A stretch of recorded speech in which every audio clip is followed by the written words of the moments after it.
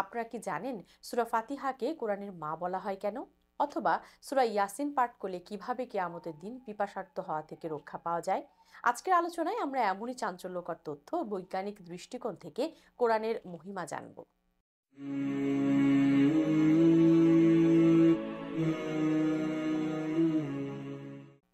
পবিত্র কোরআন মানবজাতির জন্য আল্লাহর পক্ষ থেকে একটি মহান নিয়ামত। এটি শুধু একটি ধর্মগ্রন্থই নয়, বরং মানব জীবনের পথ প্রদর্শক, সত্য ও মিথ্যার মধ্যে পার্থক্যকারী এবং আল্লাহর সান্নিধ্য লাভের মাধ্যম। বিজ্ঞানও আজ কোরআনের অসাধারণ তাৎপর্য এবং সত্যতা স্বীকার করে নিয়েছে। কোরআনের কিছু সূরা রয়েছে যা মানুষের জীবনের সাথে গভীরভাবে জড়িত। এগুলো আমল করলে জীবনে ইহকালীন ও পরকালীন কল্যাণ লাভ করা যায়।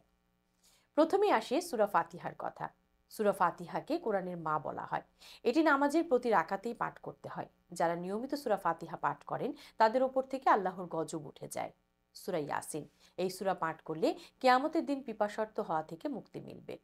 সূরা ওয়াকিয়া, সূরা ওয়াকিয়া পাঠ করলে দারিদ্রতা দূর হয় এবং রিজিক বৃদ্ধি পায়। সূরা মুলক, সূরা মুলক পাঠ করলে কবরের আযাব থেকে মুক্তি মিলবে এবং মনের অশান্তি দূর হবে। সূরা কাউসার, সূরা কাউসার প্রতিনিয়ত পাঠ করলে শত্রুর অনিষ্ট থেকে রক্ষা পাওয়া যায়। সূরা ইখলাস, সূরা ইখলাস পাঠ করলে মুনাফিকি থেকে মুক্তি মিলবে এবং এক খতম কোরআনের সওয়াব পাওয়া যায়। সূরা ফালাক, সূরা ফালাক প্রতিনিয়ত পাঠ করলে হিংসুকের হিংসা থেকে রক্ষা পাওয়া যায়। সূরা নাস, সূরা নাস পাঠ করলে শয়তানের ধোঁকা থেকে মুক্তি মিলে এবং ঈমান মজবুত হয়। সূরা দুখান, সূরা দুখান পাঠ করলে কিয়ামতের ভয়াবহ অবস্থা থেকে রক্ষা পাওয়া যায়।